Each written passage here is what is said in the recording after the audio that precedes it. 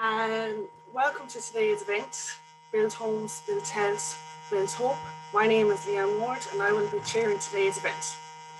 We have an interesting couple of hours ahead of us with notable speakers. Our first key speaker will be Martin Ward. Martin is the joint coordinator of the Galway Traveller Movement and the main driver of GTM's social enterprise called Bounce Back Recycling. Martin has successfully run his own family business for the last 20 years and was instrumental in the naming of enterprise and work as a strategic area of importance for GTM in 2006. Since 2009, Martin has been involved in the design, development and growth of first-class installation and bounce back recycling, and recently Bounce Back Recycling has won an NGO Green Award.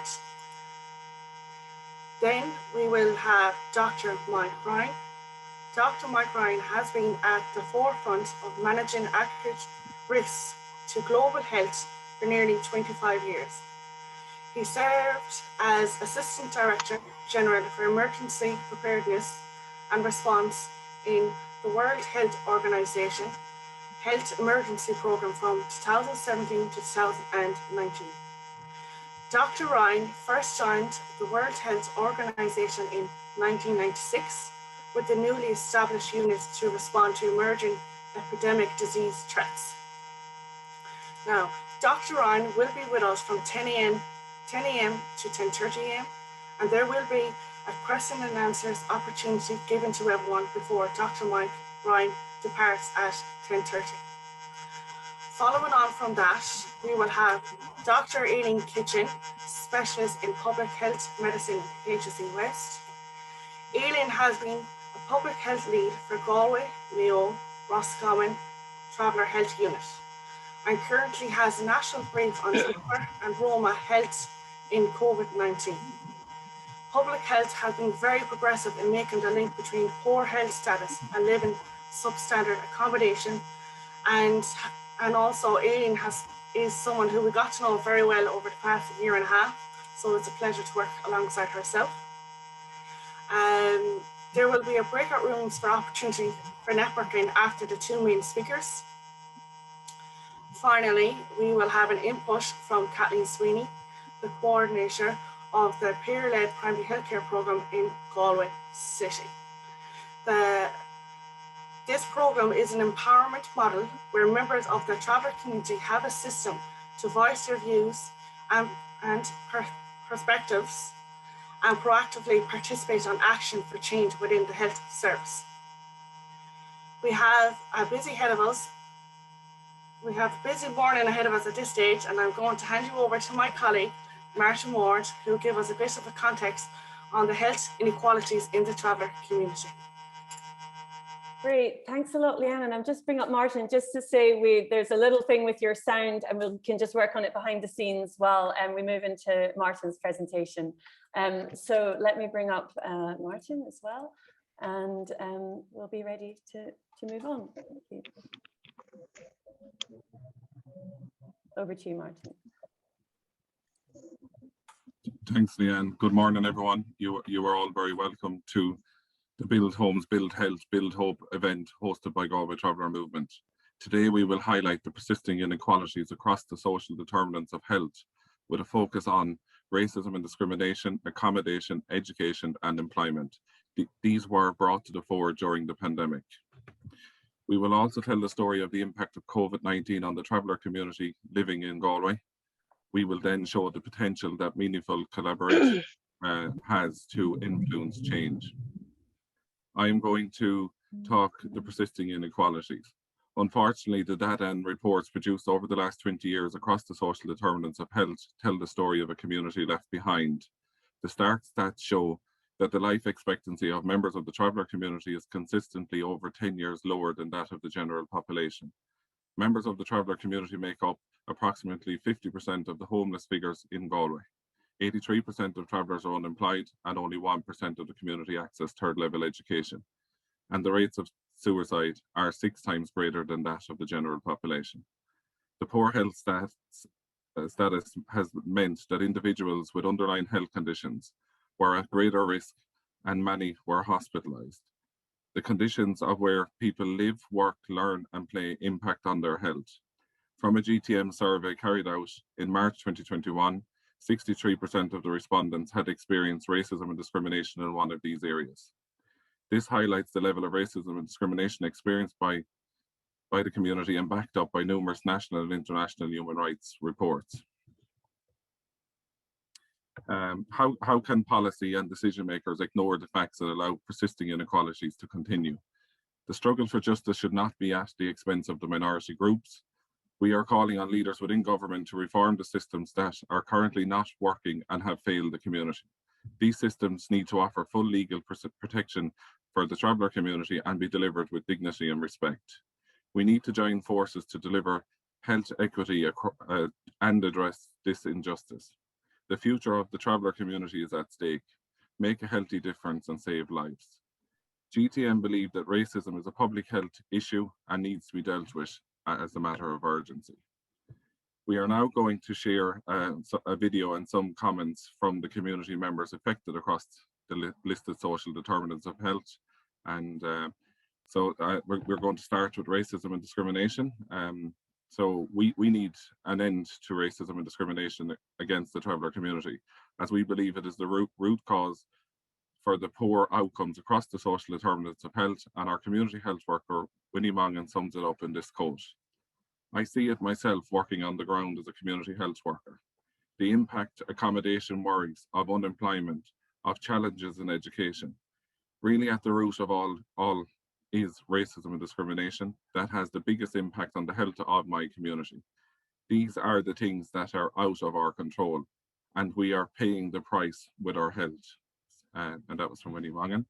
The next area we're going to cover is accommodation. So we're now going to show a video of Angela Delaney. So we took this video as part of our Traveller Homes Now campaign a couple of years ago. Angela speaks about the shocking living conditions that she is forced to live in.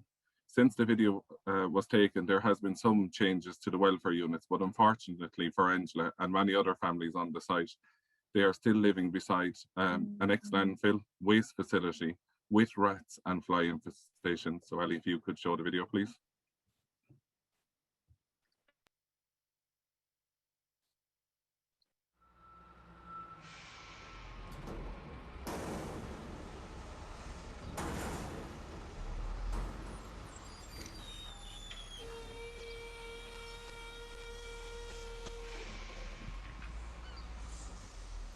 I'm Angela Delaney and I will be one of the families living on the Carbrown temporary halting site. There's 13 families living here in very bad conditions. The judge ordered for a permanent site to be built for the families with proper living conditions, and 5 years on, here we are, nothing done. The sheds themselves was old when we came in here. They were supposed to give us new ones. When we came in here, they were far from new. There was horses living in some of them. They were actual stables. And the council came out and they didn't put up timber, they put up chalk walls. They only touched them up, but the touching up that they did wasn't enough because it fell apart over no heating and stuff inside them. The walls are that damp that they're actually breaking and falling. The dampness, the mildew is coming out through the walls, which is very, very not safe for the children. Like, we're forced to patch up the sheds any way we can with timber. We're forced to block the windows any way we can. The shed is freezing. All the money that we have given for our appliances, every one of them now is rusted. Our fridges, our cookers, constantly breaking down with the cold. Then you have, when you're walking past the sheds, the smell is that bad from the sewage that it's all over the whole yard. There's like a little gully in the ground. The smell from there is unbelievable. And when the sewage blocks up, it actually comes up, shooting through the shower and ruinates the whole place. Now that has happened that many times that people have lost count.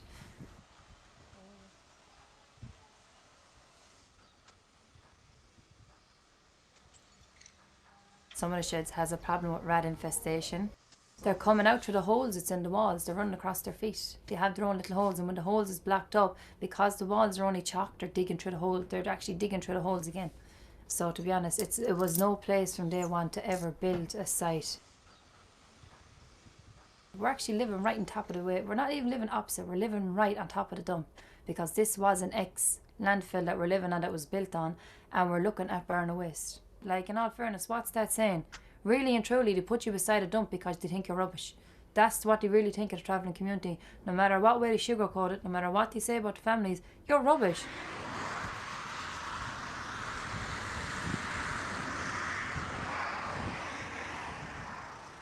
There's always toxic gases being left off. The smell is that bad at times that we can't even come home. The children at mornings when we go to school, they can't have breakfast. They can't eat the food. The smell is that bad, you'll actually get sick. Some of the women was pregnant here, and they did more times vomiting and getting sick from the smell. It was not right. The smell, and then the flies comes out, and then the rats are that big coming from burning waste that they're bigger than our dogs. We have seen them, and the dogs are afraid. The dogs goes on strike and runs away. Would you? In all fairness, like, the dog has a white flag on his back running away. Much to say, I ain't getting it today.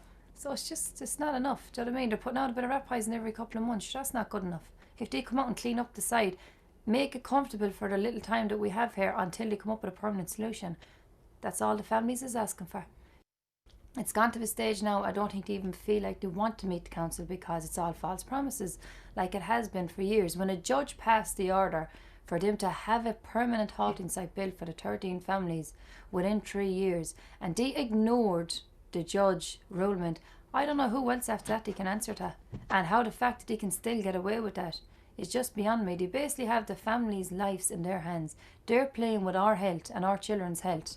The families shouldn't have to live in these conditions, and the children shouldn't have to live in these conditions. Like, it's not enough. Like, how much more have we to do? Like, how much more people have we to involve for the council to get on board and say, right, fair enough, enough is enough. We will help you. We'll do something for you, because the funds is there.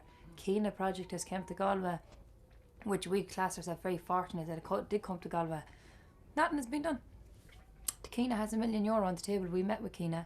They showed us the possibilities to help the settled community out there to understand that when they hear of a halting site, it's not a normal halting site. They want to be a state of the art, to say, look, it's a halting site, but it's more or less a cul-de-sac without a barrier. So it's basically a private little estate for the travellers, but yet now the council won't give them the land. So we're at the urge of losing €1 million. That's costing the council absolutely nothing. The only thing they're asked to do is sign off on a bit of land, and Keynote will build a site for us from the funds from the government, and still they have a problem with that. What's that saying? To be honest, there's not very much you can say, because it's very upsetting when you think about the way that we're being treated. Like, we've never been sit down, any traveller have ever been sit down, called into the council, and have been treated equally at that table, and have ever left with the hopes of getting something that they actually really and truly want from their heart. I've been to the meetings, they'll tell you what you want to hear, they'll never ever treat you like you're an equal person at the table. I would love for the council to be held accountable for the way that they've been treating travellers for years, and the way they're continuing to be allowed to treat travellers, that they don't have to answer to anyone higher up than themselves, that they're playing with the health of me, my children, and all the families on this site. And they should come out and look at the way the families are living. We've invited them, we've went live on the radio, we've offered for them to come out, and the site is that bad that they will not jeopardise their health to come out and visit us, just for one visit for 1 hour, to look at the families and say, right, seeing is believing. I'm going to have a look for myself and say, right, these families are living in bad conditions, let's try and do something for them. They won't come out and look at us, so which means what? Don't jeopardise your health, or we'll jeopardise mine, because I'm living here. You might live 10 years longer than I will.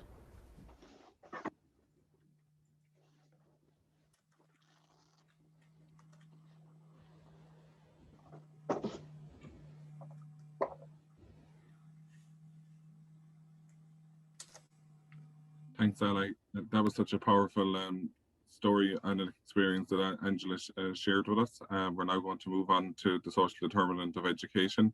And we've drawn this quote from our education survey and from 187 responses that we had in Galway Traveller Movement.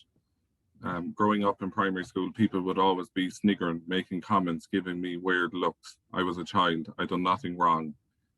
Didn't ask to be different. It took me a long time to realise I wasn't the problem. This is the experience of many travellers in school. And we would say education is a powerful tool that is often denied to my community. We have used and selected that following quote, but as we said, we have many more like that from the 187 respondents to the survey. We're now going to move on to employment.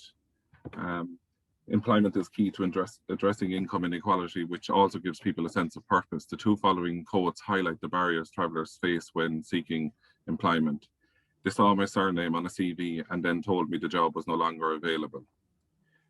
Imagine being born into a community where you have to hide your identity in order to gain employment. We're moving and then on to the health. We've chosen a quote from a community health worker, Nora Ward, that sums up the health issue for members of the traveller community.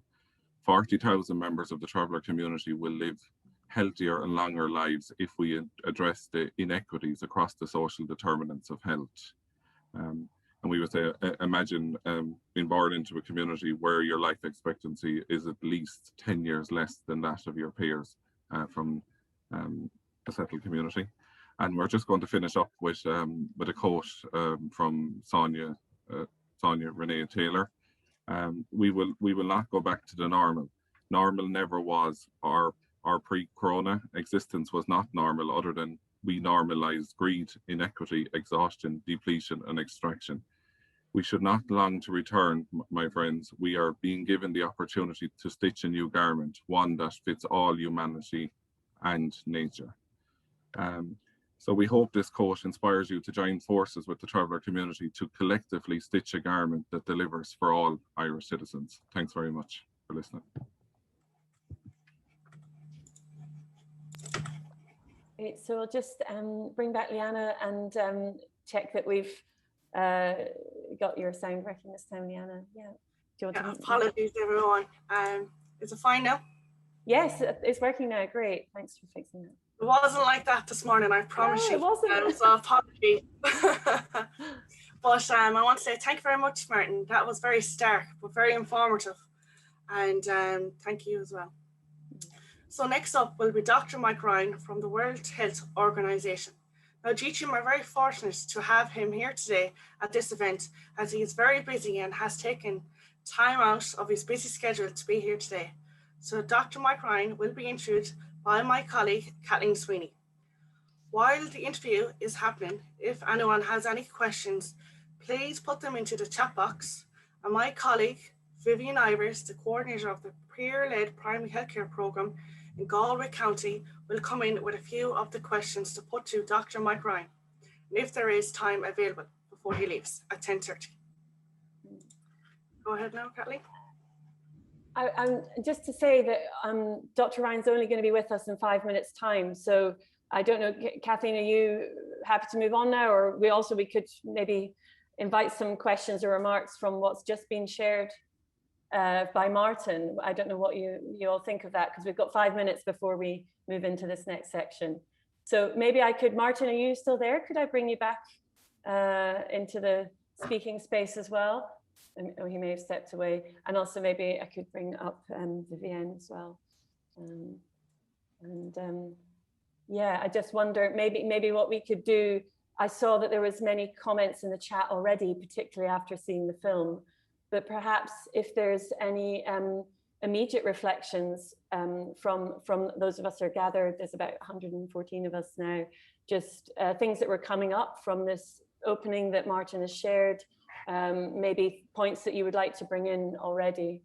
So if there's anyone who has anything to say, do you either raise a hand or put something in the chat? Martin, great, if I could just bring you in there as well.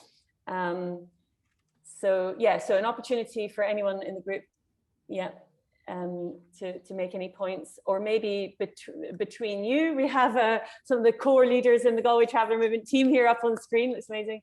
Maybe just a few remarks, and then in about 4 minutes time we can move into introducing Dr. Ryan.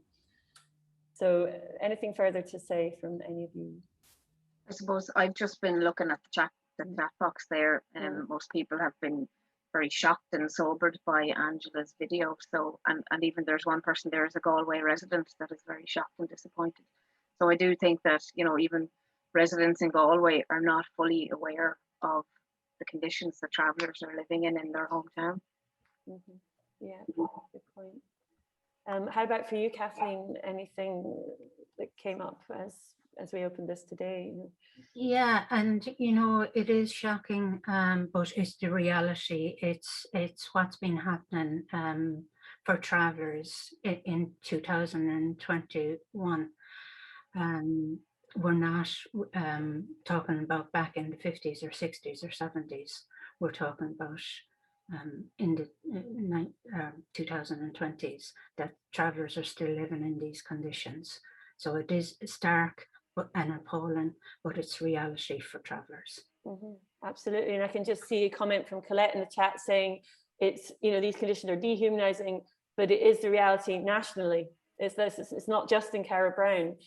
So Martin, maybe just turning to you, because I see just a question there from Kitty Holland about, you know, we can also follow up separately, but just about who was the judge who made the order. You know, is there a way that we could find out more about that particular case? And also, is there, you might have said that already, but is there anything to update about it, what the situation is now? You're on mute at the moment, Martin. Yeah, I'm sure we can link Kitty in with Angela and get the details of that case. Yeah, and look, as we acknowledge it there, just in it, that there has been some minor changes to the welfare units have been like replaced or refurbished after 10 years. But people are still living, you know, as I said, beside the landfill and waste facility and with rats. We had hoped that there would be a change and a matter of urgency to deal with this during COVID, when we're talking about people being able to protect themselves, you know, around, you know, being able to isolate and, you know, no overcrowded spaces and the basic amenities and facilities, but there was no matter of urgency. So like even at this stage, we're wondering what is it going to take when a global pandemic doesn't get move for substandard accommodations. We're shocked as a team, and at this stage questioning what is it going to take to get movement. Yeah, and I see there a question from Ronnie Fay saying what are public health doing to help? Is there any response from any of you on that? I think Aileen might come in there or cover it in her own presentation of how public health are helping with that. Okay, yeah. Good point. So maybe we could actually leave that for, because we're going to have a chance to really hear from Aileen in full. So maybe, I'm sure Aileen's listening to this now, and I think we can all just see further comments in the chat coming in. Yes, I really love that about stitching a new garment that our thought at the end. So I see that we're on the hour, so I think we will move into, I don't see Dr. Ryan yet, but I trust that he is there. And so thanks a lot, Martin, for just stepping in for kind of some final reflections on that. I'll take you sort of down from the main stage, and thanks a lot, Leanna. So you handed us over. So I think what I'll do is I will leave Kathleen and Vivienne there. And Kathleen, maybe I think you were going to do an introduction to Dr. Ryan. Yes, okay, great. So I will leave you, and perhaps both Vivienne and I will step down and leave you there to do that. Thank you. Okay. And it was really thanking Dr. Ryan for taking time out on his schedule to take part in our event today. Build homes, build health, build hope. So I'm not too sure if he's here. And yes, well, I don't see him in a seat, but did we have anything more to share just about in terms of his, you know, and why we invited him here today, his background, and what was there going to be something more about that? Yeah, you know, he has human rights at heart. He's, you know, and he's an Irishman. Whether he's a Sligo man or a Mayo man, we don't know. But the fact that he's Irish and he believes in the human rights for all, not only ethnic minority groups in Ireland, but around the world. And that's important to us because he believes in what he's saying. And regardless of being in a pandemic or not, you hold them values close to your heart, no matter what position you're in, whether you're a civil servant or you're from a top level organization in Europe. You need to have some belief in what you're doing is for the good of humanity. And I think that's what we listened to Dr. Ryan over the course of the pandemic, we believe that he was the best speaker for today to come. Absolutely. Yeah. Well said, Kathleen. And I'm not quite sure what to do now, but just to say, Dr. Ryan, if you can hear us, we would really invite you to speak to us now. And great, I think I can, Dr. Ryan is not in the room yet. I'm phoning to find out how late he is. Okay, because yes, maybe we can do a little change in schedule. So just to remind everyone, as we've already heard, after Dr. Ryan, we'll be hearing from Dr. Aileen Kitching, and we're also going to go into small group conversations, and we'll have a wider conversation. So we may need to do a little change in schedule if something unexpected has happened, but ideally we won't, because we had a very limited time with Dr. Ryan. So Aileen, if you could just be on standby, but fingers crossed he will arrive. Yeah, I'm told he's walking in our direction, so I guess it'll be 2 or 3 minutes. Okay, walking from where? Well, okay. Ali, yes, Aileen, I was just going to come in just on. Oh yeah, wonderful. Can I raised? Yes, can I just bring you up kind of into the main stage? Yeah, here? I'll put on. Oh yeah, if you could put on your video, yeah. I see somebody has already answered the question, saying public health were very influential in getting the new units installed. Just to say, we have been involved locally working with Galway Traveller Movement and the council since 2019. So I've had a few meetings with the council around this, of using what is called the Medical Officer of Health legislation, which governs what we do as public health doctors. In Ireland, we have a statutory legal role as medical officers of health, and under the terms of that legislation, we can, it says, advise the council on accommodation and sanitary measures. I see Mike has come into the room, so I'll just leave it there. Yeah, but thanks, Aileen. Yeah. That was perfect, and that's very timely, because that just follows on from the conversation we just had. So thanks so much, Aileen. And we see Dr. Ryan getting set up there. Hello, a great relief. So I will step down from the stage for everyone who's on speaker view, and leave Kathleen Sweeney with Dr. Ryan to move into our much look forward to next section of the event. Thank you, Ali. Hi, Dr. Ryan, how are you? I'm great, and sorry for being late. My life is a bit mad at the moment. Oh, and you know something, we totally understand, and thank you for taking your time out of your busy schedule to take part in the event today. Traveller Homes, Build Homes, Build Health, Build Hope. And do you want to take a minute, or will we go ahead with? Oh, please go right ahead. Go right ahead. That's perfect. There are some people that don't know the meaning of social determinants of health. So what are the social determinants of health?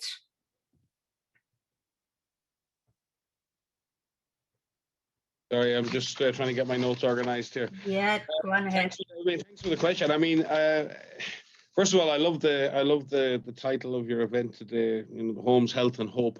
Three very important H's in our lives. I think we, for many centuries, for eons as humans, we lived in a world where disease was something that was seen as, it was the wrath of God, it was punishment for wrongdoing, it was all of the things that we had a mythology of disease. But in reality, most of disease and most of the illnesses that we have suffered as populations over the centuries have been more determined by the social circumstances in which people live, rather than by the diseases themselves. Our vulnerability to disease is increased by so many factors in the environment around us. And those factors are physical factors, like where we live, overcrowding, poor housing. There are social factors in terms of everything from income, inclusion, access to healthcare, access to health promotion, and they're also driven by our own behaviors. So therefore, those social determinants can be physical, environmental determinants, they can be community determinants, and our own behavioral determinants, and they drive the presence or absence of health. And that's not just for infectious diseases, that's for heart disease, for hypertension, for diabetes, for mental health. More than anything, all of us know instinctively that our mental health is so much determined by the environment around us, more than necessarily by anything else. So they are the social determinants of health, and we cannot deal with health. We cannot give people healthy lives, and we cannot preserve healthy lives unless we deal with those social determinants. Very good, thank you very much. And look, we all lived through the spread of COVID-19 virus, and we know that it has impacted on the disadvantaged communities.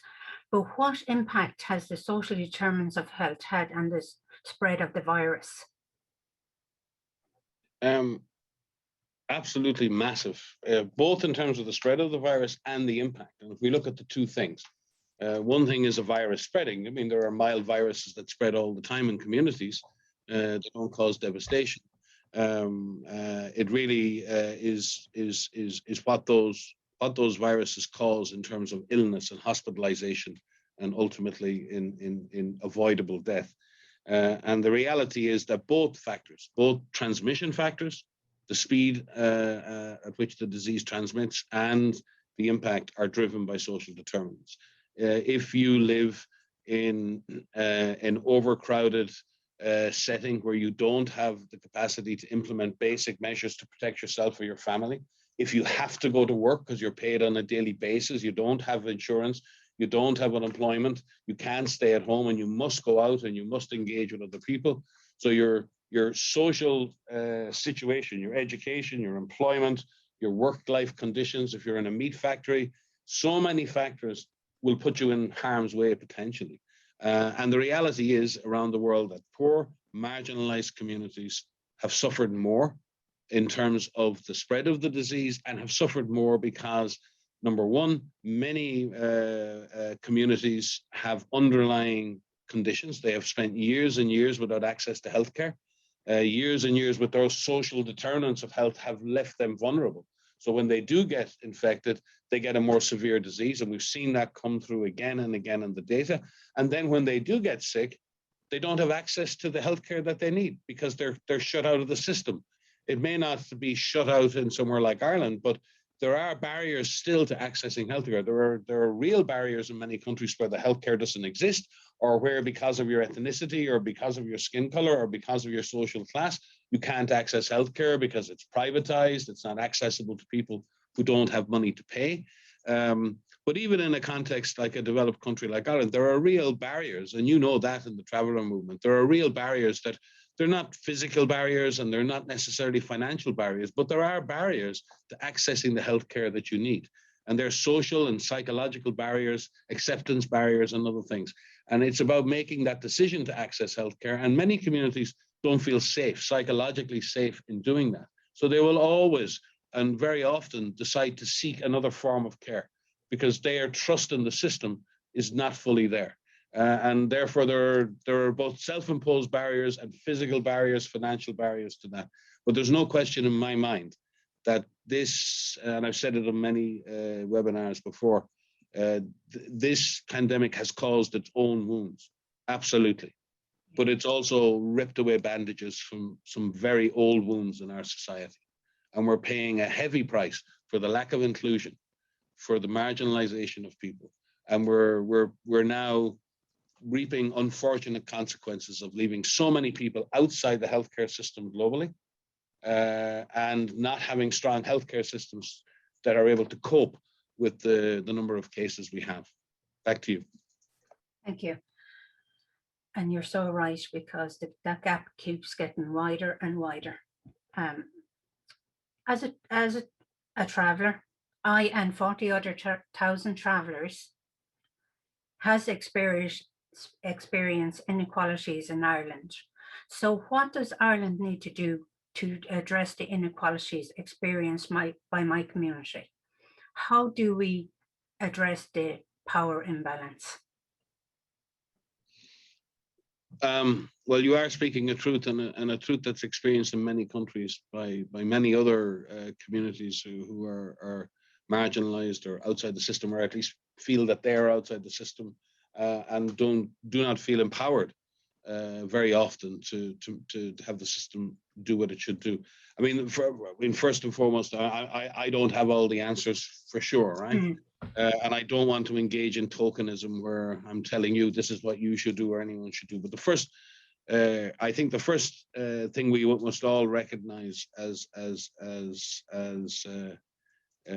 we say things like we're all in this together and we should leave no one behind, and all of these lovely terms, right? But if you're living in a difficult situation, if you're living in a situation, an overcrowded situation where you don't have access to the services you need, and you're pushed out of your community, that doesn't mean, you are being left behind, and we're not all in this together. There are different rules for different groups, and there has to be a broader recognition when we say things like that they're not just tokens, so we can all feel good about ourselves and go back to our middle class lives and feel very good that we think everything should be equal. Equality and equity don't come from saying it. Yeah. They come from doing things and actually making a commitment to change. I was on a podcast with Brezzy a number of months ago. We were talking about mental health, and we were saying, look, if you change nothing, nothing changes. The reality in Ireland is the traveller community, and it's community I know well, and I have the deepest of respect for, and I grew up with many young friends as a young boy. We are all in this together. But there has to be dialogue. There has to be a fundamental recognition in all societies and in Irish society that there need to be voices for everybody, real voices, not just token voices, but real dialogue around how we make the situation better for everyone. How do we address the housing crisis? Then how do we address the housing crisis amongst the traveller community? How do we address the issue of health and health determinants, social determinants of health in the traveller community? And what is different? And why is that the case? And sometimes outsiders all have the answers. They come with the questions, the answers, and tell you what's wrong. I think we need a different dialogue. I think we need communities, all communities who feel marginalized, to actually be able to have a voice to say, this is what's wrong, this is what's happening, and more importantly, this is how it could be fixed. And I think that's where sometimes the dialogue stops. The dialogue stops at co-creating the solution and actually listening to what communities know.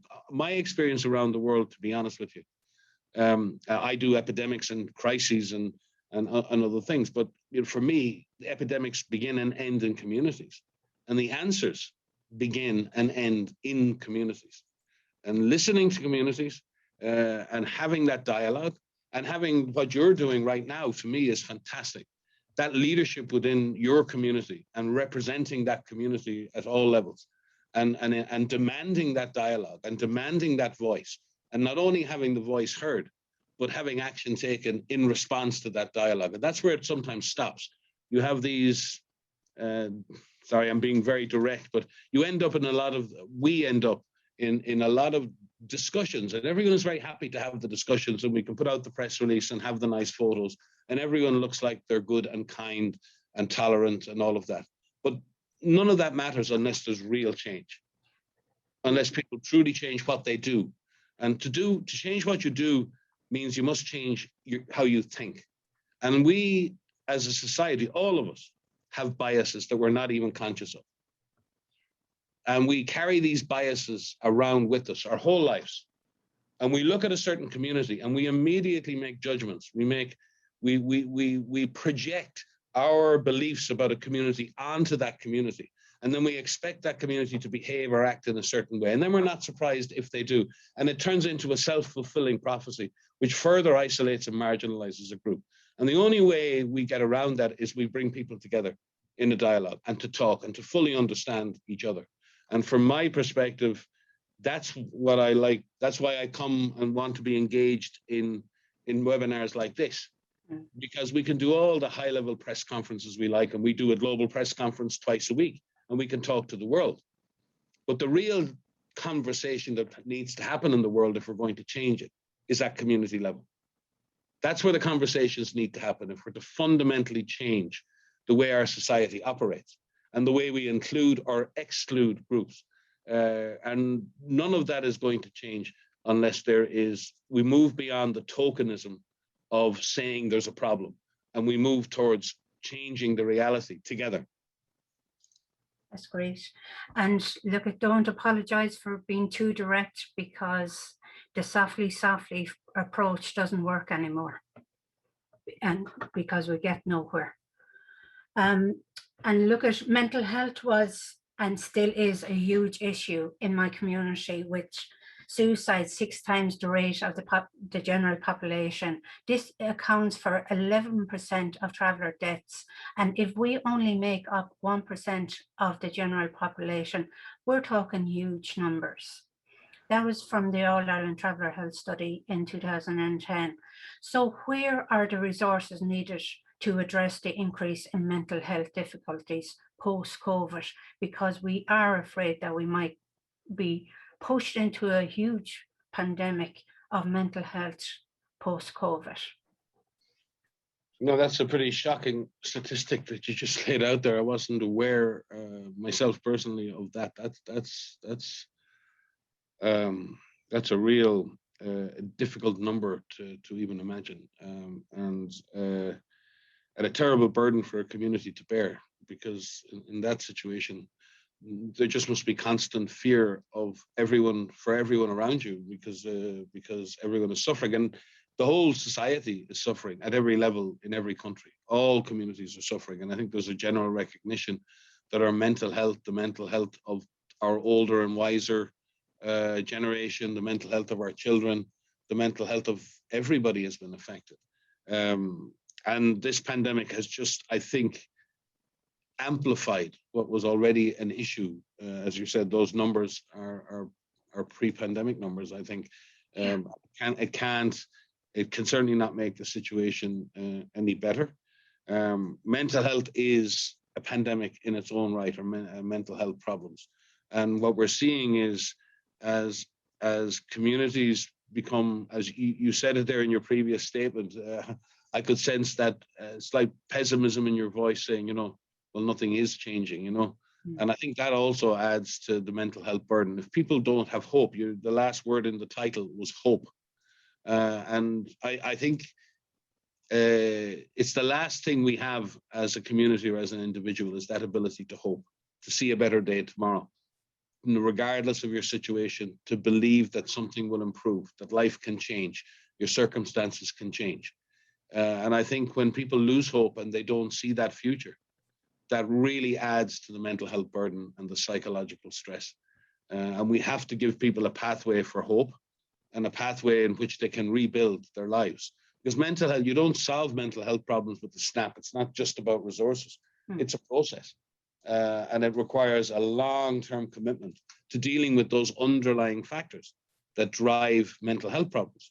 And there are lots of stresses that drive that, and I'm sure you can explain them to me much better from within the traveller community, what they are within your community. But we collectively, and I mean that at a global level, we are underestimating the tsunami of mental health issues that are emerging for so many different reasons. We have millions of children living in conflict situations. We have so many people who are migrants around the world who live in desperately uncertain circumstances all the time. They don't know where they're going to be tomorrow, if they're going to be deported, if they're going to be accepted. There are so many different groups living in overcrowded slums around the world who live on $1 a day, and they have to go to a street corner every morning and see if they can earn enough money by getting some work to feed their family that day, not next week, but that day. That amount of stress, that is a huge burden for any human being to carry in those different circumstances. And I'm sure there are people in your community, and I would assume, like in most communities around the world, it's the women in your community who bear most of that stress burden too, trying to hold things together, keep families together, keep families moving forward. And in many communities, it's women who bear the double burden.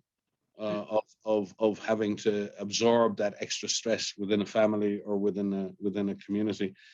I would like to see Ireland and the rest of the world have a much more fundamental investment in mental health, but it also needs to move down to community level. Mental health isn't about putting people in institutions. Mental health is about preserving the mental health we have, giving people the skills to manage their own mental health and cope better with the situation they're in. But it's also about changing the situation people are in. There's no point giving people coping skills when in fact they're coping with unacceptable situations. So we have to change both. We have to change the situations that people find themselves in and the stresses that they're under constantly. And then we have to also give people more capacity to cope. And for those individuals who are in danger, for those individuals who are at risk of self-harm in particular, we must have better urgent services to save lives. So it's going to require a lot of investment along the way to do that. But you can't get away from the underlying stresses that a community feels. And the mental health issues are a direct result of that, progressive, expanding, building up, underlying stress that a community is under. And I would assume that the traveller movement in Ireland, is and has been under stress, and that's been made worse by the pandemic. Thank you. And just to say, Kathleen, I noticed that there is some questions coming through. I don't know what time you were going to move on, but just to alert you in case you wanted to bring in Vivienne. Yeah, I'll bring her in now in a few minutes. Yeah. I just have one or two more questions for Dr. Ryan, if that's okay. And you're right, and thank God as a community we're resilient. If not, I'm sure there wouldn't be what we'd call our Indigenous community in Ireland today. My community also has experienced racism for generations in Ireland and still have a negative impact on our daily lives. Has there been enough conversation, do you think, at a national level or international level regarding the needs of ethnic minorities? Should racism be declared a public health issue, do you think?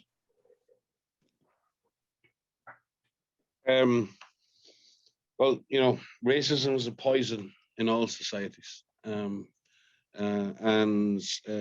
We see it in so many aspects of daily life. It has so many different manifestations.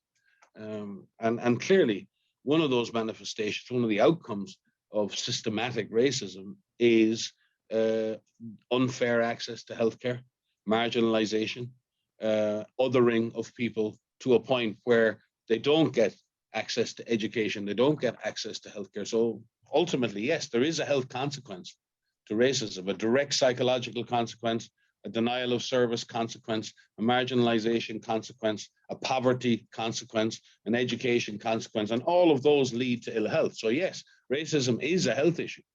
And we say in W.H.O is we have a fundamental right to health, social, mental, and physical health. And that is written into the W.H.O Constitution, that every human being has a fundamental right to that health. So racism is a barrier to that health. So racism is a health issue. It is absolutely a health issue. The Irish people in general don't need to be told about racism. Irish people have experienced it for generations and for centuries. But is unacceptable then as a community that we would then expose people within our communities to the very thing we as a country and as a people have suffered for many centuries in many circumstances. And that to me is,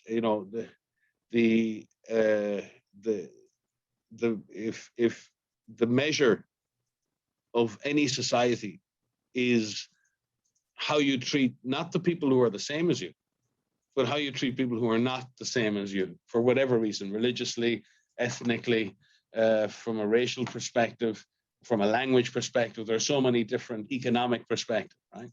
So it's very easy to be tolerant of people who are the same as you or you perceive as the same as you. The real test of our humanity is not that. The real test of our humanity is our tolerance and our inclusion. And clearly, I would definitely agree with you that that ethnicity, it inherently is associated with poor outcomes in health. There are some reasons why different ethnic groups may experience different diseases in different ways. There are genetic reasons underlying, but the vast majority of the reason why people in certain ethnic groups have poor health outcomes is to do with the social inequalities, it's to do with exclusion, and it is not to do with their genetics, and it's not to do with their underlying humanity. It is to do with the social circumstances in which they live. It is to do with the access to healthcare they have. It's to do with their education, their wealth, and it's to do with the degree to which the society within which they live accepts them as equal to others. And we still have huge issues. We still have modern day slavery, indentured labor, systematic racism. It's not gone away. In fact, if anything, it's getting worse and becoming more acceptable and more tolerated. And something that we as a global community, I'm a global citizen, proud Irish national, but it's something that I myself, when I think of my country and I think of all the wonderful things that I feel proud about, the things I'll feel less proud about are sometimes when I see images of racism, images of exclusion that come from Ireland at times. Yeah. I think we're better than that. And I think we are a small country who should be open, tolerant, inclusive, because our society is stronger and better for that. Not because it's the nice thing or the right thing. It's just the smart thing for us to be. An open, inclusive, tolerant, outward-looking society that sees the value in every person. I mean, I work in the World Health Organization and for the United Nations, and people criticize the United Nations, but I am really proud to wear my lanyard and to wear because it's the United Nations. It means something to me. Yeah. That word has meaning to me. And I try to at least give my professional life for achieving that goal of uniting nations, of leaving no one behind, of always, and we talk here about being servants. We're not here to tell people what to do. We're not here to be paternalistic and to give, the gift of science and health to people. We're here to serve the most vulnerable people in the world. We're here to serve them. We're here to stand up for them, to speak for them, to give them a voice. That's our job. And we need to be really good at that, because there's a lot of forces that work against that. And that would be the same in Ireland. There's a lot of natural forces that work against equality and they work against inclusion. So we need our best people in all parts of society to work together to make sure that we demand inclusion, we demand tolerance, we demand equity in our society, because that's the society we want to be. That's the society we want the world to see, is an open, tolerant and inclusive society in which everyone has a voice and in which everyone has equal access to healthcare, equal access to social care. I know it sounds like a pipe dream to you who live in a community that has been much marginalized, but I don't think it's impossible if those of us who give a damn actually want to go and make changes. Yeah, thank you. And you're right. And unfortunately, racism and discrimination is alive and well in Ireland, and we as travellers has experienced it too often. And for me and my community, Dr. Ryan, listening here today, could you give a message of hope in our call for change? Well, as I said before, change nothing and nothing changes. So we have to make change, because change is constant in life if we want to move on. So yes, I would, but hope springs eternal. I'm a natural optimist. I find that every morning I get up, and some mornings I get up, and I'm sure it's the same for you. I think that there's some mornings you get up and you think, oh my God, I can't do this again. This is just too much. There's too much to do. We're not making progress. And then something inside me clicks and says no, because we have to keep hoping. We have to keep moving. We just have to keep trying. And I think that's a human condition. That's not just me, that's you, so many other people. So if enough people get out of bed every day and try to just change something, then everything will change. And that means everyone has to change. Everyone in your community, in the broader settled community, everyone has to make a move. Everyone has to do something to change the status quo. And then things will change. Everything will change when everybody changes. And that's everybody. And we can't, you can't look outside your community for the solutions, and neither can people outside your community look to you to provide all the solutions. There has to be a partnership. And there has to be a thing where everybody moves. There are lots of social problems in every community, and you know more than anything that some of those social problems are generated internally within a community. Some are forced and imposed. Some are amplified by external factors. But there are things within every community that can move and change. Everybody needs to take action, from young to old, inside a community, outside that community. And I believe I'm an incurable, hopeless optimist. And I have great friends in the traveller community in Ireland, and I grew up with many friends and some of the most intelligent, smart, funniest people I know. From my perspective, we should be proud of our traveller community as a nation. That's what we should feel. We should feel that diversity enhances us. We should not be othering people. And we've heard all those pejorative terms over the years about travellers this and travellers that. That's not the reality I've experienced. You are a proud people who have much to contribute to Irish society and much to give. And I think you should have the hope, and having representation like you and the others in this movement and so many other movements around Ireland, this is what we need, I think, as a community and as a society. So I have great hope participating in this and hoping that everybody makes a change, not just you or me or others pushing for big changes, but that everybody gets up in the morning and says, I can change. I can change my attitude.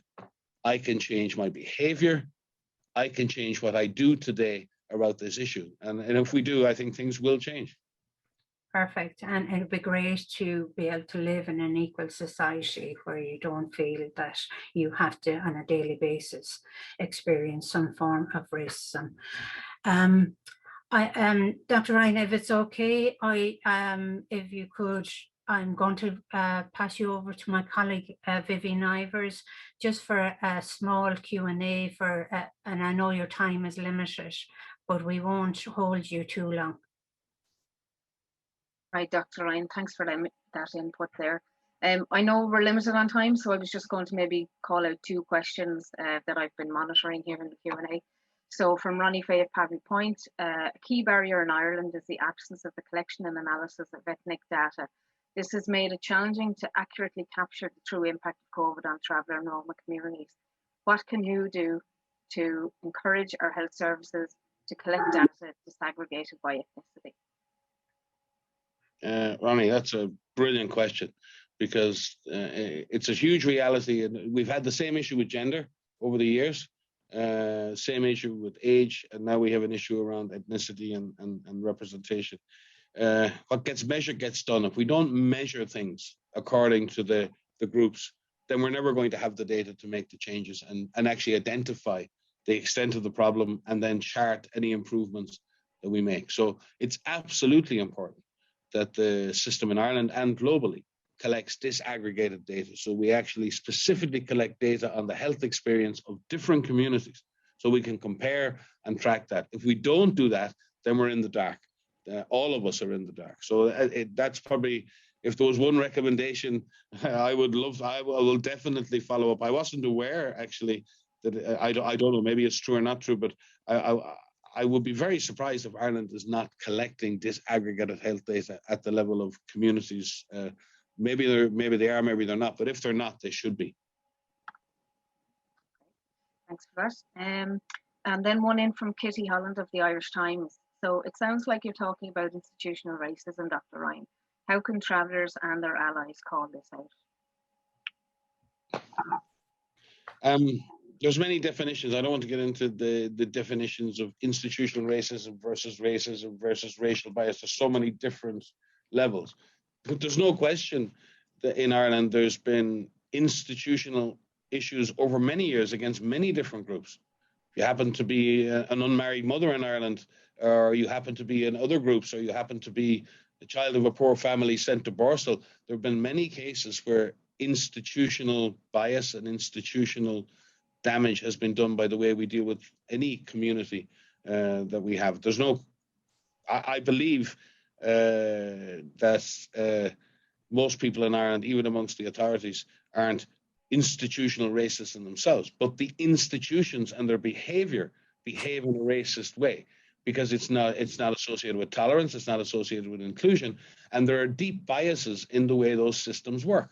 There are deep presumptions around what people are, who they are, what they are, and how they operate. So in that sense, there is institutional racism, but it's, you know, it needs to be addressed by not calling everyone a racist. You know, the issue is systems themselves behave in racist ways. They're driven by racial bias. They're driven by ethnic bias. They're driven by class bias. They're driven by what people have learned their whole lives and the presumptions they make about other communities. And that then becomes very insidious, because it's very hard to change, because no one sees themselves then as a racist. No one sees themselves as having a problem. The problem is with all the other people. And until we all recognize that we collectively have a problem, we all have a problem. And if you call that institution racism, you can label it that way. But the reality is we have a problem as a society.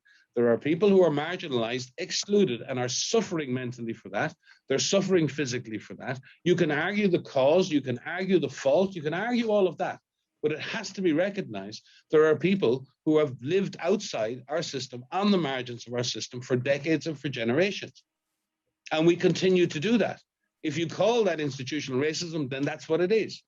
But it will only change if everybody recognizes that and recognizes they have a responsibility and a part in the solution. And it's not someone else's job, and it's not just the government's job, and it's not that person's job, and it's not the education system's job. It's everybody's job. And I think the othering of people and then the othering of the solutions is what's causing the problem. It's somebody else's issue all the time. It's not mine. And I do think we have to change. We need to all accept our part in the blame for a problem that's affecting our society. It's affecting who gets houses, it's affecting who gets healthcare, it's affecting educational attainment, it's affecting mental health. It's having that effect. That can't be argued. If that's happening because institutions are behaving systematically to make that worse, then that's a real problem. But that's not the only problem. Everybody's the problem, and therefore everybody must be the solution. Because we end up in these simplistic arguments around whose fault is it. It's everybody's fault, all of us, and we get to fix it because we get to elect the politicians. We are the institutions. The citizens are the institutions, and if the citizens decide to change the way we deal with this issue, then it shall be changed. Great. I think that's a very powerful place to leave the conversation, because I'm aware we have you over time as well. But just thanks for your input, Dr. Ryan. I think we all have a bit of learning to come from that. And I'm going to hand you back over now to my colleague, Liana. Okay. Well, thank you very much, Dr. Ryan. That was very informative and an interesting session. And also for being here today to discuss the health inequalities for the traveller community. We really are fortunate to have you here today. So thank you. I'm very proud to have been with you all, and hopefully I'll get back to Galway this summer and get a chance to experience a little bit of Ireland again. So hopefully the weather will be good. Yeah, indeed. But thank you all. It was a real pleasure and an honor for me to be with you today. Thank you.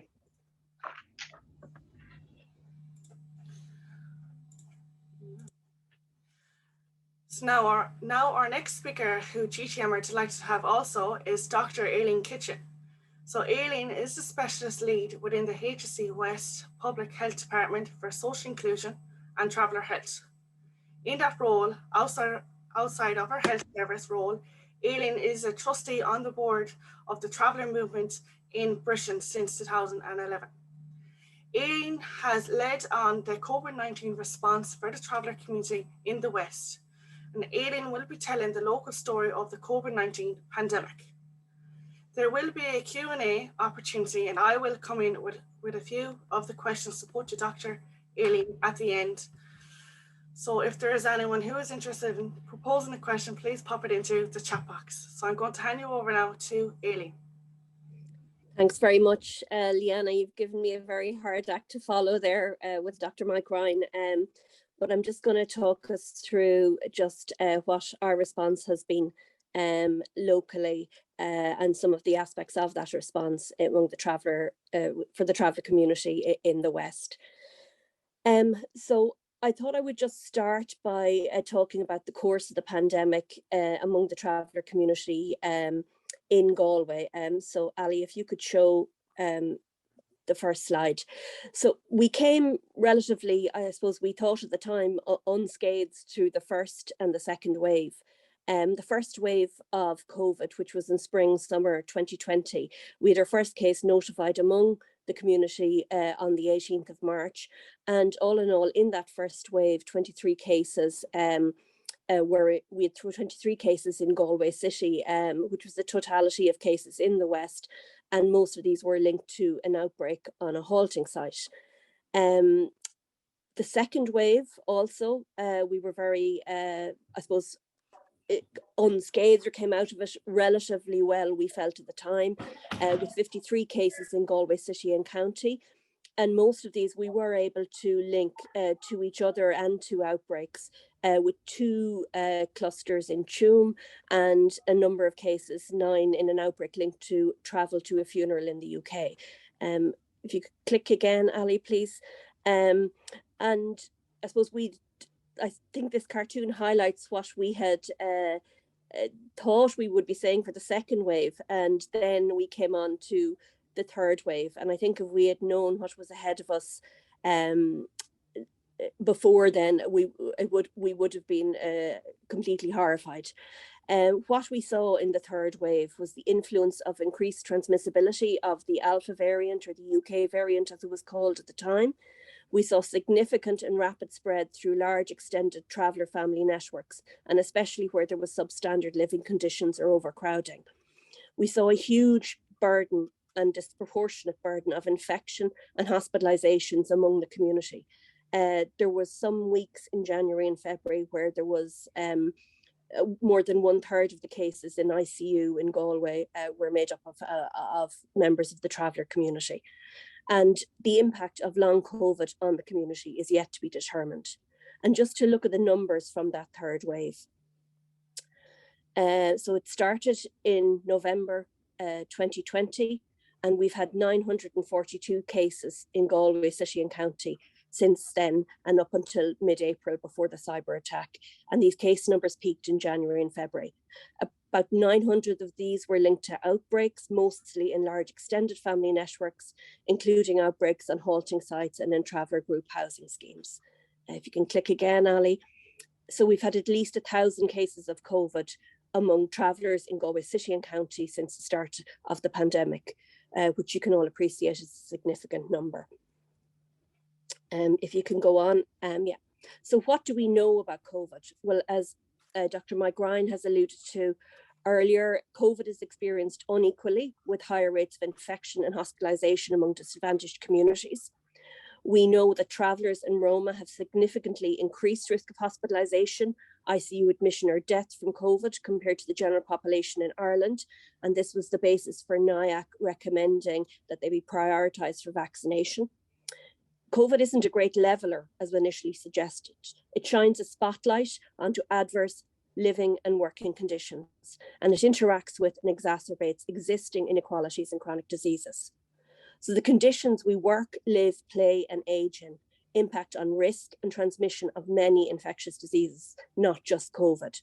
So basically, COVID is a disease of inequality. We're not all in this together. Next, please. I'm just showing this slide just to highlight the various measures we need to take to protect ourselves from COVID. Often things are portrayed as being just one thing is needed to protect us, but there's layers of protection involved and none of them is perfect. If we think of it a bit like a Swiss cheese, the more layers we add, the better we can protect ourselves and stop the spread. So we look at many of these aspects, they cover areas of personal responsibility, but we need to look behind them and see how people can or cannot take personal responsibility based on the conditions in which they are living and working. And that is what we tried to do during the pandemic and our response to it here in the West. Next slide, please. So if we look at the social determinants of health and how they impact on outcomes from COVID, the challenges of the living conditions of many travellers make it very difficult to follow basic public health measures. So if we look at housing, if people are living in close or overcrowded living conditions, if they don't have access to warm running water and sanitation to enable the basic public health measures like hand washing, cleaning of surfaces, laundry of face masks, you need space to isolate safely and effectively. If you're paying rent and there's a threat of eviction hanging over you, if you're homeless, all these factors can impact on your risk of acquiring COVID and your risk of passing it on if you do get it. Click again, Ali. And again, food security is an important determinant. If you have to isolate or quarantine, you may have challenges getting groceries if you have no support. You need access to adequate refrigeration and food storage if you're going to be isolating for 10 days or quarantining for a 14-day period, and you need to be able to afford food for that time period. If you can click again, please. If we look at environment and safety, there's a higher risk of exposure due to different job types. If you're in a job that has a high amount of contact with other people, or if you're an essential worker. There's also a need for PPE, especially masks in some jobs, and for training. Economic stability and income and job security is important. Many people have a fear of losing their job if they have to isolate or quarantine. They could have loss of income for taking time off, and we can see the impact of the lack of access to sick pay. There also may be a cost of additional expenses like Wi-Fi and technology. And this is needed, this internet access for public health information, for access to registration for vaccination, and also for maintaining the social contacts we need with friends or with family. If we talk about culture and language as a determinant, we all need access to the information to keep ourselves safe in language that's understandable to us. There's a significant influence of cultural practices and customs, for example, around sharing of personal information about others, which is needed to enable contact tracing, or cultural imperatives to attend something like a funeral may be stronger than any imperative to keep safe. In addition, many cultural and religious centres were closed or had reduced capacity during the pandemic. Social isolation is an important determinant. Maintaining our mental well-being during isolation, the pandemic itself and the responses to it can lead to increased stress and anxiety. And there's also grief and loss, including loss of our usual social interactions and supports. In addition, many people can be removed from social supports who they ordinarily call on to help with childcare or caring responsibilities. And we've seen this again and again with the community. Access to healthcare was another determinant that was raised by Dr. Mike Ryan. And this can can be seen on many different levels. For example, there can be mistrust of the health system, and some of this can be due to the legacy of stigma or discrimination. Low literacy and poor health literacy can impact on access. Lack of a GP or a trusted healthcare provider, especially if somebody is nomadic and traveling quite a lot. And GPs were needed initially for referrals for COVID tests. There was a need for additional mental support, health supports during isolation, and a lack of support for people who are undocumented. And transport is also a determinant. For many, testing sites could be too far for people without a vehicle, so we need to think about how to enable access to testing. If there's a dependence on public transport, there may be fear of taking public transport if it's perceived to be overcrowded, and there may also be barriers with physical mobility barriers. So we are all in the same storm, but we're not all navigating that storm the same way. We're not all in the same boat. And what we can see is that privilege is protective. And I thought this quote really, really highlighted it. It was from a doctor in India. Social distancing is a privilege. It means you live in a house large enough to practice it. Hand washing is a privilege too. It means you have access to running water. Hand sanitizers are a privilege. It means you have money to buy them. Lockdowns are a privilege. It means you can afford to be at home. A disease spread by the rich as they flew around the world will now kill millions of the poor. So we need to be in this together. Personal responsibility alone won't stop COVID. We need a collective effort, or a MEHL, and an organised effort to address the social determinants of health that are contributing to the risk of getting infected with COVID and that are driving COVID transmission. Next slide, please. So we tried to address this in the West. We took a collaborative approach since the beginning of the pandemic, with good interagency working and a very strong focus on a social determinants of health approach. Community members were a key part of the COVID response, and this was vital to understanding the community context, to building trust, to ensuring community knowledge and expertise was not overlooked, and to developing community solutions. So we had, I suppose it was a real partnership between various parts of the HSE, from the Traveller Health Unit, Public Health Department, COVID liaison nurse, with health promotion colleagues and public health nursing, and with additional expertise brought in as needed, for example, around infection control or mental health. With the councils in Galway City and County, the housing departments and senior social workers, and traveller community organisations. And we also engaged with the Garda Síochána community engagement teams, with different organisations like the Galway Sports Partnership, and with local churches and businesses when requested by the community. If we can move on, Ali, please. If you could click again. So I suppose getting ready was our initial task. And so we developed within the Traveller Health Unit a COVID mitigation plan in March and April 2020. So the aim of this was to identify local policies and actions that could be implemented to strengthen efforts to reduce the risk and lessen the impact of COVID on traveller communities in the West through a structured collective response. We outlined potential specific risks in the plan faced by travellers in relation to COVID, and existing and additional actions needed to respond to those risks.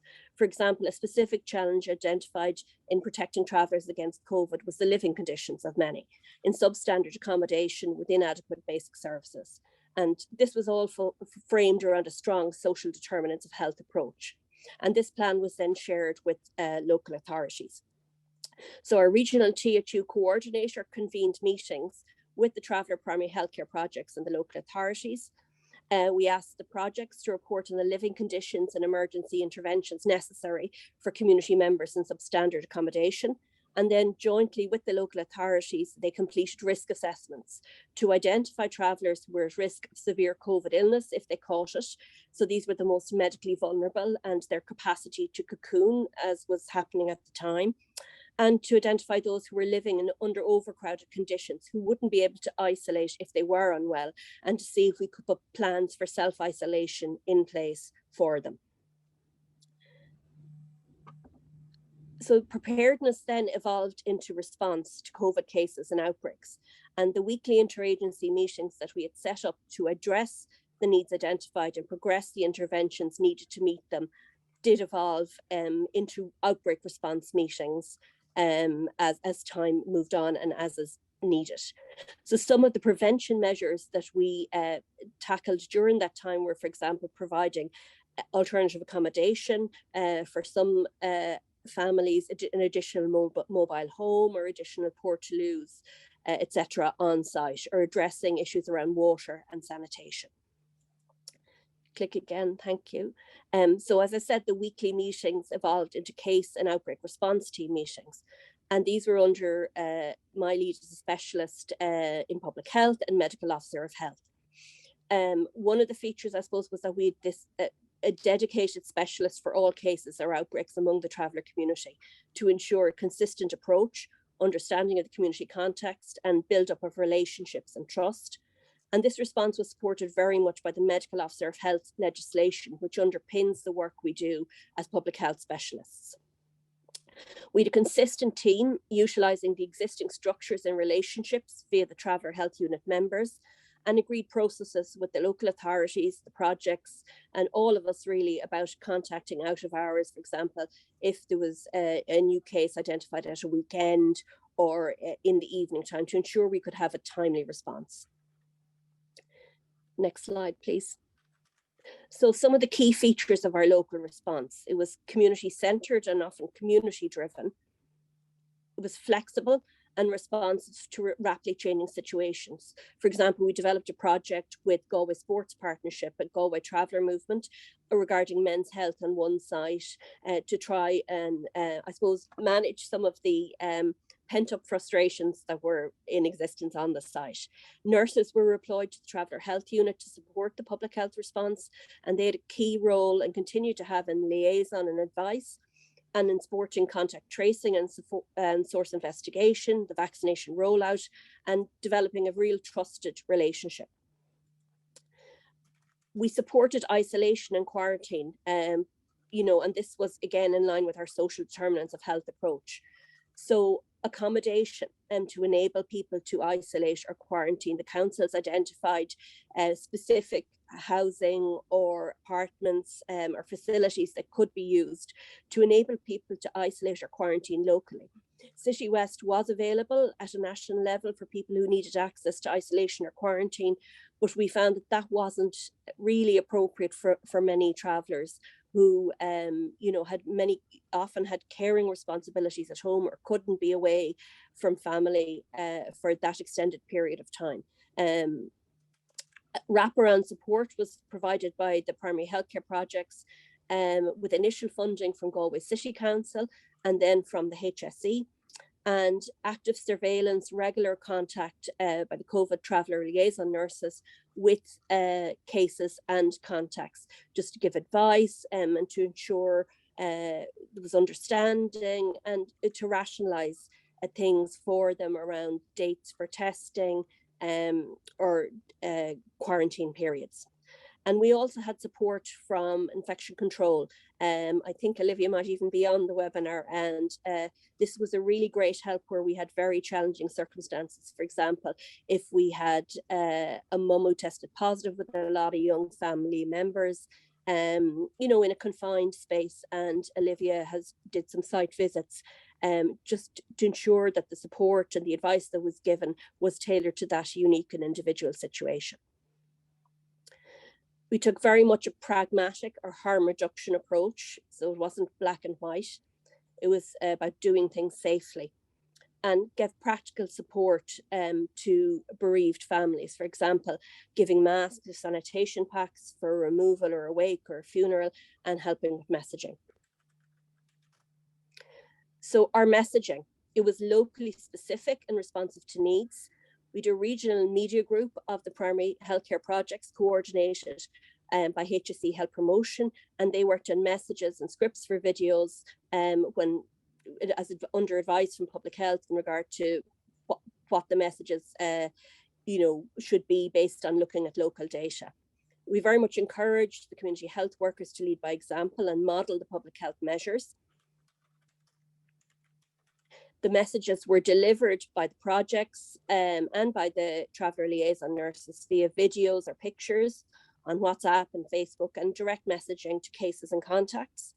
The media group also developed posters and fridge magnets during the first wave, where our focus was on what we call the 4 Ws. So wear a mask, wash your hands, watch your distance, and even at that stage we were talking about ventilation, keep the windows open. we formulated bespoke guidance for specific settings. For example, a mother-baby COVID guidance when we had a symptomatic mum with a newborn and realised there was no national guidance for that specific situation. And we shared this with community members and with public health nurses who use this to frame some of their advice. And our messaging, what was it based on? Again, it was locally specific and responsive to needs. So it was based on what we were seeing on the local data. For example, in one outbreak, we saw most cases were in the under 25s, and GTM engaged local teenagers to do the messaging and to formulate some video messages. Or if we saw from the data that there was a significant delay from when people became symptomatic to when they went for a COVID test, we would look at developing messages around the importance of getting a test as soon as possible and isolating as soon as possible after symptom onset. We had local area messages. For example, when we had the 2 clusters in Tuam, we did specific messages for the Tuam area, talking about the numbers of cases and highlighting some of the issues, and had a strong focus on simple, clear language and visuals and consistent messages. For example, instead of talking about isolation, we talked about stay in your room. Instead of quarantine, stay home, and used, phrases like lay low and no visitors are visiting. And took very much, as I've said, a harm reduction approach to guidance and advice. So not telling people what not to do, but telling them how to do things more safely, and to take that pragmatic approach. And you can see on the screen there some of the messages. With vaccination also, this was very much locally responsive, locally specific and responsive to needs. We did some education awareness raising. There had been a national webinar for all the traveller projects nationally organised through HSE Social Inclusion, but we also organised one locally with the HSE National Immunisation Office to address the specific questions and concerns that our projects had in the West and that our community health workers and community members had. Then we developed tailored messaging and information, including videos by community members, and this was through the regional media group, and messages for sharing on social media. For example, how does a vaccine work? Where can you get your vaccines? What do you need to do? And the access to vaccination was then a multi-pronged approach. So like others in the community, we'd access through the vaccination clinics, but we supported registration through the portal by the COVID Traveller Liaison Nurse and by the projects for those that were having difficulty registering. People were being vaccinated by their GPs, but we advocated at national level for the prioritisation of vaccination of travellers through the GPs, irrespective of age, and wrote to all GPs in the West to strongly encourage this. And special vaccine clinics were organised by the W.H.O 2 vaccination team in Ballyban, Tuam and Ballinasloe and Galway, and more than 250 people to date have been vaccinated in these. So just to focus on then on 2 key messages, I suppose, that I would have from all of this. And I think this Ethiopian proverb captures it about when spider webs unite, they can tie up a line. If you can click, Ali. Mike Ryan actually said this earlier, epidemics start and end with communities. Communities are key in stopping the spread of COVID. We need to consult with them, work with them, engage them in the response and empower them to act, because at its heart, effective outbreak response is about trust and relationships. We need to be all in this together. And effective response to COVID, or indeed to other infectious diseases, can't depend on personal responsibility alone. We really need to address the social determinants of health. We can do this locally with collective effort and will, but local effort alone is not enough. We really need a meaningful all-of-government response to improving health and reducing health inequalities. So you've seen this picture already from Martin, but I'm just highlighting it again. As it says, as both says, we're being given the opportunity to stitch a new garment. We need to do this to build back better and to build back fairer. Thank you. Well, thanks, Aileen. That was a very informative session on the COVID-19 response for the traveller community in the West. And thank you for telling the local story of the COVID-19 pandemic, and also for highlighting the amazing collaboration between public health and GTM and others, which was done throughout the pandemic to support traveller families. As you can see there, you know, the work everyone has done as well as that is phenomenal. But I just looking at the chat box there earlier, and I just have 2 questions, if possible, that I could ask you, if that's okay, before we head into breakout rooms. So basically, question 1 is, who has the responsibility to address the social determinants of health, and what needs to happen to address the exclusion of the traveller community? I think we all have that responsibility. I suppose I'm just going to quote what Mike said earlier on: everything will change when everybody changes. We need everybody to act to address the social determinants of health. I suppose that we really need more of an all of government approach. I think at some stages of the pandemic, it was described as being all of government, but we weren't really seeing that in action. And we need that to be reflected at local levels across the different sectors. So for example, the local authorities, the health service, community organisations, we need everybody to really work together to address these issues. Perfect. Thank you very much, Aileen. And the next question, which is the last question until we head into the breakout rooms, is would you declare racism and discrimination as a public health issue in Ireland? Well, I think as we've seen, racism and discrimination can very much, you know, can determine for many people their health outcomes, and as such, then I really do believe it is a public health issue, because it's impacting on people's health and on their ability to access health and healthcare safely. So I would say yes, I would agree with what Dr. Mike Ryan has said earlier in relation to this. That is perfect. Thank you very much, Aileen, for that, as I said, outstanding collaboration work that is done. And I'd like to say it's been brilliant to work alongside yourself as well as your team. And it's good to have someone like yourself who is on board and championing the needs of the traveller community throughout such a difficult time. So it was a pleasure. Thank you, Leanna. No problem. Pleasure working with all of you guys too. No problem, which is good. And so I just want to say is we are now going to go into the breakout rooms. We're just asking everyone to respond to what you've heard throughout the morning. And then when we come back, if individuals would like to comment on feedback or the discussion from the breakout rooms, they can raise their hand feature and we will try to take as many as we can. So I'm going to hand you over now to Ali. Great, thanks a lot, Leanne. So I'm just looking at our breakout rooms. I know that some people have had to leave, but we have many of us still here. And we felt this was a really important part of our event this morning, with such powerful presentations and so many key leaders in this area gathered, that we could actually share our thoughts together. So I encourage you to stay and be a part of that if you can. We would really value that, so that somehow we're bringing our minds together on this for this morning. And we're going to be in the breakout rooms for about let's say 15 minutes, and we'll be in sort of mixed groups of about 4 or 5 people. So you will find yourself moving into a room just automatically. If there's anything you need, there's a button to ask for help, and I will see that. And I'll send you a little timing reminder once once we're coming towards an end. I'll just check. Sometimes rooms get a little bit small. There we are. Okay. So, and just to say, the purpose of it is really for you just to, and for us all to reflect on what you've heard, what's coming up for you. We just heard from Dr. Ryan, we've heard from Dr. Kitching, we've heard from the Galway Traveller Movement team. How does that land with you, with how your work right now, what your immediate thoughts today, and share that with others and see what comes from that conversation. And then, as Leanne said, when we come back, we'll have a chance to maybe get a sense and a reading of what's been happening in the smaller conversations.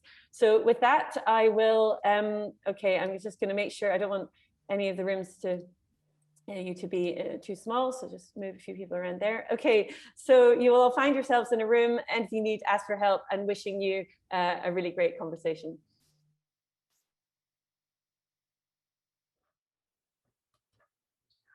Okay, so you've heard the solutions that was outlined by our speakers this morning. And it was at the beginning by my colleague Martin, who had set a strong input. And you also heard from both key speakers, Dr. Mike Ryan and Dr. Aileen Kitching. Now I think we can agree that it is time for change for the travelling community. We can really address the health inequalities by addressing the social determinants of health. In doing that, we can reduce suicide rates, increase life expectancy, and improve overall health outcomes for members of my community. I'm going to outline for you the solutions that we need to finally make the changes and improve the lives of my community on this island. Slide 2, please. GT sees itself as part of the solution. We've learned through our COVID response that our role as advocates for the community is an important part of any collaboration with external agencies. Our vision is full equality, social justice and human rights realised for members of the travelling community, and a meaningful participation of travellers in social, economical, political and cultural life. Our mission is to challenge discrimination and racism experienced by the travelling community in Galway City and County, and to challenge the status quo and empower traveller members to take action to realise traveller rights. Slide 3, please. End discrimination. As a community that is Indigenous to this island, we know that racism and discrimination exists because we live it every day in every aspect of our life. This really underpins how the delivery of service impacts on the daily lives of my community. We need meaningful cross-government action to ensure anti-racism policies and practices, reform of systems that discriminates, full implementation of the public sector duty 2014 to promote equality and human rights. Health is not just a personal responsibility, but it impacts by social determinants. Those social determinants needs to be urgently addressed at a policy level led by our government.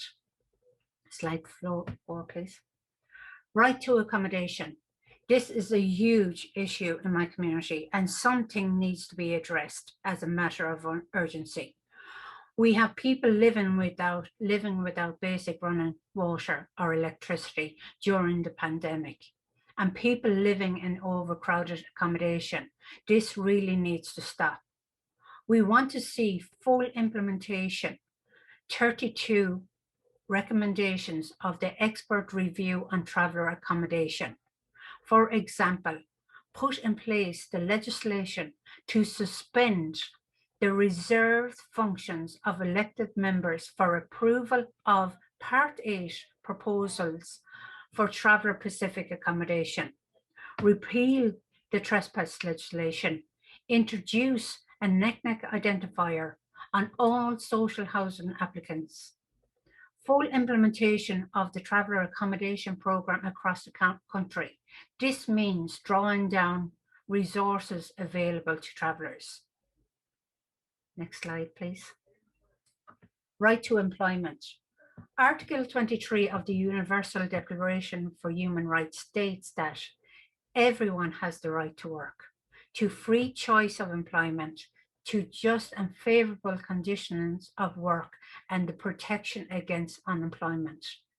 This is not the case, unfortunately, for over 80% of the travelling community at the moment, and it needs to be urgently addressed. The best way to do this is to ensure access to equal opportunities to employment. The success of Bounce Back Recycling initiative in Galway has busted the myth that travellers do not want to work and that action rather than more reports are needed. We feel we have been overanalyzed as a community. With all the reports that have been done, we're losing so much time. We need immediate development and implementation of a traveller employment strategy. and adequate resources and investment in this area. Next slide, please. Right to education.